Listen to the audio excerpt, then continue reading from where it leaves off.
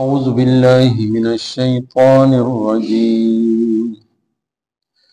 بسم الله الرحمن الرحيم. ويسألونك عن ذي القرنين قل سأتلو عليكم منه ذكرا إنا مكنا له في الأرض وآتيناه من كل شيء سببا فأتبع سببا حتى إذا بلغ مغرب الشمس وجدها تغرب في عين حمئة ووجد عندها قوما قلنا يا ذا القرنين إما أن تعذب وإما أن تتخذ فيهم حسنا قال أما من ظلم فسوف نعذبه ثم يرد إلى ربه فيعذبه عذابا نكرا وأما من آمن وعمل صالحا فله جزاء الحسنى وسنقول له من أمرنا يسرا ثم أتبع سببا حتى إذا بلغ مطلع الشمس وجدها تطلع على قوم لم نجعل لهم من دونها سترا كذلك وقد أحطنا بما لديه خبرا صدق الله مولانا العظيم. ويسألونك او دوی پختنه کوي تانا عن ذی القرنین د ذی القرنین په باره کې قل توایا سأتلو زب واورم علیکم تاسو ته منه ذکر د اغه سحال ان بشکا مون مکنا حکومت ورکړو مونږ له دتا فل ارض پس مکه کې واتیناه امون ورکړو دتا من کل شیء د هر قسم سببا ساز و سامان فاتبع نو دې روان شه سببا په یوا لارا حتی تر دې چې اذا بلغا هر کله دې ورسید مغرب الشمس زائد ډوبېدو د نور ته وجدها نو د بیا مونږ اغا تغرب چې ډوبېږي فی عین په یو چینه کې حمیاتن د تور خټې ووجد او د بیا مونږ عندها داغه خوا کې قوما یو قوم قلنا مونږ ویل یا ذا القرنین ای ذو القرنین اما ان تعذب یا دا چې سزا ورکته و اما او یا ان تتخذ دا چې ته اختیار کا فیهم د دوی په حق لا حسنا خطریکا قال دویل اما من ظلم اغه چا چې ظلم وکړو فسوف نو ډیر ضربا نعذبه مون سزا ورکو دتا ثم يرد بیا با واپس کیږي الی ربه خپل رب طرف ته فيعذبه پس عذاب باور کی دتا عذاب النکرا سخت عذاب واما من آمن او هغه څوک چې ایمان راوړو وعمل صالحا او عمل وکړ نیک فله جزاء الحسنى نو هغه د پاره د بدلا خا وسنقول او ډیر زر به مونږ وایو له د پاره من امرنا په خپل کار کې یسرا خبره د اسانای ثم اتبع بیا هغه روان شه سببا په یو لار حتی تر دې چې اذا بلغا هر کله ورسید مطلع الشمس زائد خطلو د نور ته وجدها نو بیا مند هغه تطلو چې را خطل علی قوم یو قوم لم نجعل چې نو جوړ کړي مونږ لهم دوی د پاره من دونها د دې په مخ کې سترا سپړدا کذالک هم داسدا وقد احطنا او بیشک مونږه احاطه کړی دا بما فاغسج لديه د سرو خبره علم سوره کهف یو لسمر کو دلته شروع شو 83 نمبر آیت نو 91 پورې نننی درس کې شامل دي نبی علیہ الصلوۃ والسلام نا مشرکین درې سوالونه کړل او دا غ سوالونه چې کم دای د يهودونه اهل کتابونه زده کړی یو دا چې ذوالقرنین بارک یو هغه ته نداسه سوال کړو چې هغه کم یو بادشاہ چې د پوره دنیا سیر کړو دویم سوال ادا کړو هغه یو څو ځوانان چې په خوانه زمانہ کې رکشیو هغه باره کې تاسو څه معلومات دي او درې مې د روح باره کې تاسو کې روح څه شي د روح هغه سوال چې کوم دا هغه جواب دینه شاطر کوم آیت تونه تیر شوی دی د سوره بنی اسرائیل یعنی شاطرنه سورت ده هغه کې تیر شم او هغه کسان چې رک شویو ځوانان دا غي په نوم باندې پورا دا سورت نازل شه سوره کهف هغه کې دا غي پورا واقعا الله تعالی بیان دریم سوال دایو چې هغه کم یو کس وو یا کم یو بادشاہ چې د ټوله دنیا ګډ ګډ ته تله او سیر کړو نو دا غي وضاحت په دې رکوع کې الله تعالی ارشاد فرمایي چې دیتا نه تپوس کوي چې ذوالقرنین څوک نو الله رب العزت جواب ورکړي چې دیتا وای ساتلو علیکم منه ذکر دا غسلک ډیر حال درته بیانو بیا الله جل جلاله دا هغه تعارف دا سکی مکننا له فی الارض مونږ زمکه کې هغه حکومت ورکړ وآتیناه من کل شیء سببا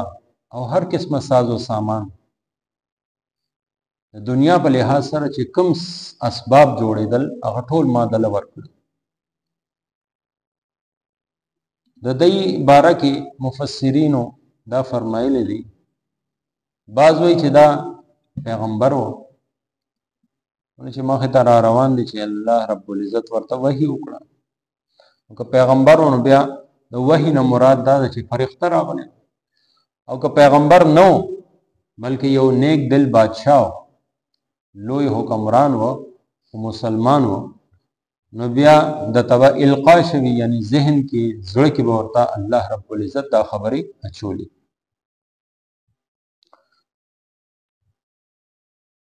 نو دتا الله د طرف نه حکومت ملاو شو او اختیارات ورته بے پناه ملاو شو تر دې پورې چې عبد الله بن عباس رضی الله تعالی عنہ چاته پوسو کو چې دی دا دومره لوی اوږد سفر څنګه وکړ هغه درې سفر کړي یو سفر مشرق طرف ته کړو دویم مغرب طرف ته کړو او دریم شمال طرف ته کړو نو دې درې واړو طرفو ته بالکل اخر ته رسیدل چې هغه نه پس بیا سنو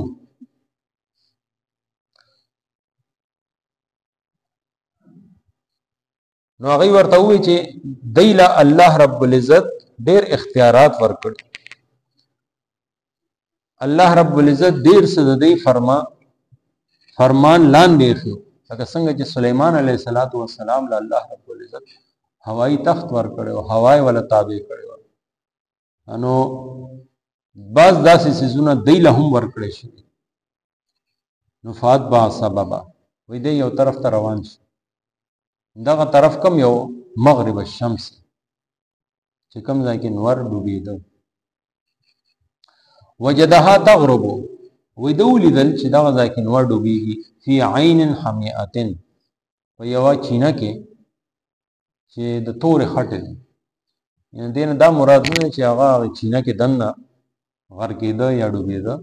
او په خپل مدار کې روان دی دین مراد دا چې داسې تورې خټې رالی دلدل رالی چې هغې نه مخکې دل لپاره تلل هغه ممکن نو دا د دنیا اخیری حصہ وا دې طرف ته چې دې نه مخکې دې نشه تللی نو دا بالکل آخر ته رالی دغه ځای کې وجدا عندها قوما یو قوم یو وموند دغه ځای کې اوسېدونکي خلک وو نو دغه وخت الله رب العزت طرف نه ارشاد وشو یا ذل قلنا یا ذل قرنین دا الفاظ داسې دي چې لکه د وحی الفاظ دي یا ذل قرنین ای ذل قرنین یا خو دی له سزا ورکا او یا دی له دی سره سم مناسب نرم سلوک وکا یعنی دا ستا اختیار مطلب دا چې دا ستا تابع فرمان دي دا ستا په حکومت کې دي چې اوس دی سره سهم کې دا ستا زیر دست دي نو حضرت سلیمان حضرت ذوالقرنین ورته عرض وکړ چې زما خدا قانون دی اما من ظلم چا چې ظلم وکړ کفر وکړ شرک وکړ فسوف نعذبه یعنی د کافرانو د پاره او د ظالمانو د پاره مونږ په دنیا کې سزا یې خدا هغه سزا به هغه ورکو مجرم لبد هغه د جرم سزا ورکو او هغه نه بعد چې کله د الله رب العزت خوښ شي يرد الى ربي دی بیا خپل رب طرف ته ګرځي یعنی چې نیټای برابر شي دنیا نه لاړ قبر ته لاړ او بیا چې کله د قیامت आवाज شي بیا په میدان حشر کې دی الى ربه خپل رب ته مخامخ ودرېږي اول ته جمع کیږي فيعذبه عذابا نكرا نو داسې ظالم او کافر او مشرک ته پاره د الله په نس ډېر سخت سزا یعنی دنیا کې هم چې کوم جرم یو کو دا غیب او تسنا سزا ملاویږي نو اخیری سزا خو مرګ دی هغه نه سیوا خو نسوک نشي ورکوله خو د قیامت چې کوم عذاب دی نو هغه باره کې یہ ارشاد و فرمایي چې عذاب النکرا الله رب العزت په ورته ډېر سخت عذاب ورکړي او د دې په مقابله کې واما من امن وعمل صالحا ایمان راوړ نیک اعمال کوي فلو جزاء الحسنى دا هغه د پاره بهترینه بدله وسنقول له من امرنا يسرا او د سره به مونږه نرمي کو یعنی د په معاملې کې چې دنیا کې کوم مسلمانان دي هغه سره مونږه نرمي کو دا سفر ختم شي ثم اتبع سبب بیا وی بل طرف ته روان شي حتی اذا بلغ مطلع الشمس تر دې پورې چې کوم ځای نه نور راخیږي دې هغه ځای ته یعنی هغه ځای ته ورسېده چې بس دې نه مخکې د ځمکې حدود نو اوبه دي سمندر دی مخکې دې نشي تللی د داسې ولیدل چې د هغې اوبو نه نور راخي وجدها تتلو على قوم بیا دغه ځای کې هم د یو قوم ومونده او دا داسې بېهوده غونده کې قوم و داسې د تهذیب نه او د اخلاقیاتو نه عاری قوم و لم نجعل لهم من دونها سترا چې د هغې او د دوی په میانځ کې څه پرده نه وه یعنی بې لباسه خلک کورونه یې نه وو غارونه یې جوړ کړي وو هغې د کوم الته کې غرو غرونو هغه غرونو کې بس چې کوم غارونو بس هغه کې اوسېدل هغه کې هم ځان له جوړ کړی نو بالکل د تهذیب نه په اخوا خلق الله تعالی وی دی چینو دغه ځای پر رااله کذالک هم دغه شانته وقد احطنا بما لديه خبرا دیل چې الله جل جلاله کم علوم ورکړو کم علم ورکړو کم ساز او سامان ورکړو کم اختیارات ورکړو الله تعالی وی دا هم ورکړو دا خو د خپل ذاتی نو او موږ ته د هغې د یوې خبرې پوره علم یعنی بعض خلک ذوالقرنین داسې ګڼي لکه چې معبود دی عبادت یې د هغې شروع وي دا داسې نو دله خو علم هم موږ ورکړو دا ټول اختیارات هم موږ وله ورکړو د هغه ذاتي څه نو بیا دې نه بعد چې نو دریم سفر یې شروع کېږي داغی انشاءاللہ آئندہ درس کے بعد تفصیلات وایو اللہ تعالیٰ دے مال تاسو لا ټول مومنانو لا قرآن او سنت باندې عمل کولو توفیق راکړي ويسألونک او دوی پختنه کوي تانا عن ذی القرنین د ذوالقرنین په باره کې قل وایا ساتلو زبواورم علیکم تاسوتا منه ذکر دا اغیس حال انا مکننا بیشکم حکومت ورکڑیو لہو دتا فی الارض پزمکا کی و آتیناہو او مونگ ورکڑیو دتا من کل شیئن دا ہر قسم سببا سازو سامان فاتبعا پس دے روانش سببا پیولار حتی تردیچے اذا بلغا ہر کل دے ارسید مغرب الشمس زائد ڈوبیدو دنورتا وجدها ندبیا منداغا تغربو چڈوبید فی عین پیوچینا کی حمیعتن د تور خٹی ووجد او دبیا مند عندها داغی خوا کی قوما یو قوم قلنا منگ اویل یا ذا القرنین اے ذو القرنین اما ان تعذبا یا دا چې سزا ورکت و اما ان تتخذا او یا دا چې ته اختیار کا فیهم د دوی په حق لا حسنا خطریکا قال دویل اما من ظلم اغا چاچی ظلم کو فسوفا پس دیر ضربا نعذبه مون سزا ورکو دتا ثم یردو بیا با واپس کیگی الى ربه خپل رب طرف تا فیعذبه پس عذاب باورکی دتا عذاب النکرا عذاب سخت و اما من آمنا او آغا سوچ ایمان راو او آغا چاچی ایمان راوڑا و عمل صالحا او عمل یوکڑ نیک فلہو پس اغد پارا جزاء الحسنى بدل دخا وسنقولو او دیر ضرب من وایو لہو دد پارا من امرنا پخپل کار کے یسرا خبر د اسانائی ثم اتبع بیا اغروانش سببا پیولار حتی تردیچی اذا بلغا ہر کلا ارسید مطلع الشمس زائد خطلو دنور تا وجدها نو بیای مند اغا تطلع چرا خطل علا قوم پیو قوم باندی لم نجعل چنو جوڑا کڑی مونگا لهم دوی د پارا من دونها د پمخ کې سترا سپړدا کذالک